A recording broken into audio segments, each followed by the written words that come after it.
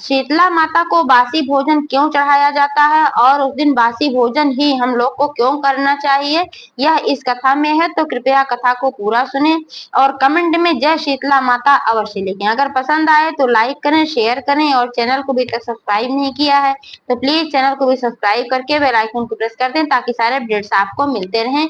एक बार प्रेम से बोलो शीतला माता की जय। पौराणिक मान्यताओं के अनुसार एक गांव में एक बूढ़ी औरत और उसकी दो बहुएं रहती थीं। बहुओं के दो छोटे छोटे बच्चे थे। तो ऐसे ही शीतला सप्तमी का व्रत आया तो उस बूढ़ी औरत ने भी व्रत रखा और बहुओं ने भी व्रत रखा।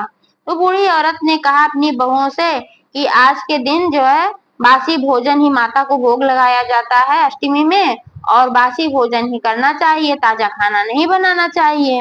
बहुओं ने कहा ठीक है। लेकिन अगले दिन उन्होंने क्या किया, उन्होंने सोचा कि ये बच्चे छोटे छोटे हैं, इनको अगर हम बासी भोजन खिलाएंगे तो शायद नुकसान कर जाए। इसी वजह से बहुओं ने बच्चों के लिए ताजा भोजन बनाया और अपने बच्चों को ताजा भोजन खिला दिया। कुछ दिन बाद उनके बच्चों की मृत्यु हो गई। जब दोनों बहुओं के बच्चे मर गए तो सास को बहुत गुस्सा आया क्योंकि उसने सुना था कि बहुओं ने ताजा खाना बनाया था। तब बहुओं के ऊपर वो बहुत गुस्सा हुई। उसने कहा तुम लोगों ने ऐसा किया और शीतला माता ही नाराज हुई, इसीलिए बच्चों की मृत्यु हो गई है। और बुढ़िया ने अपने दोनों बहुओं को घर से निकाल दिया। अब दोनों बहुएं जब घर से निकल गईं तो दोनों बच्चों की लाशों को लेकर ही निकली। अपने अपने बच्चों की लाशों को लेकर ही वो बहुएं निकल गईं। चलते चलते आई एक जंगल में, थक गईं तो वहां बैठकर वो दोनों विश्राम करने लगी।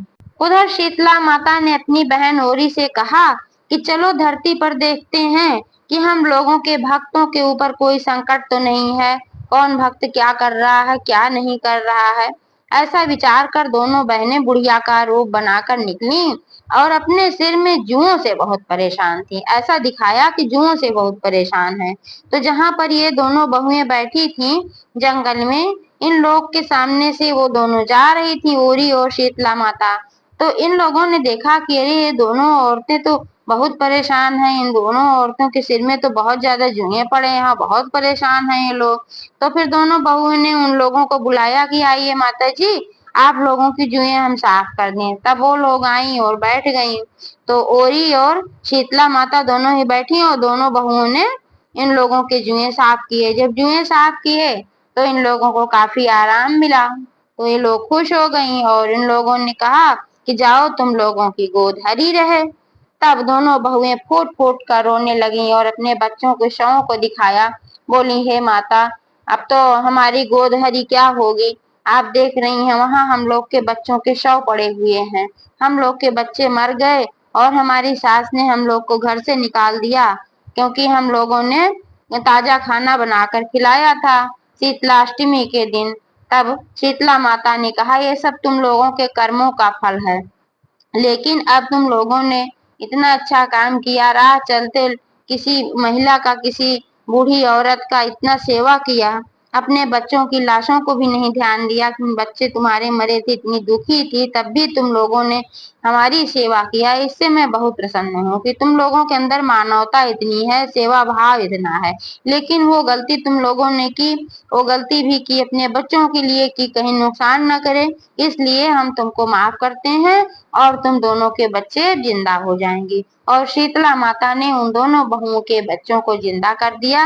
उन दोनों बहुएं शीतला माता ओरी माता दोनों का पैर पकड़ कर एकदम रोने लगी, कहीं आप माता धन्य हो, आपने हमारे बच्चों को जिंदा कर दिया। तो शीतला माता ने कहा जाओ अपने घर को जाओ, कोई बात नहीं, तुम्हारी सास नहीं भगाएंगी। तब दोनों बहुएं बच्चों को लेकर हंसी खुशी अपने घर गईं। सास ने देखा कि बहुएं तो बच्चों को जिंदा लेकर आ रही हैं तो सास भी बहुत खुश हो गई और दौड़कर गले से बच्चों को लगा लिया। बोली चलो बहू घर के अंदर चलो। लेकिन ये कैसे हुआ, तुम लोग तो ऐसा काम की थी कि बच्चे ही मर गए थे।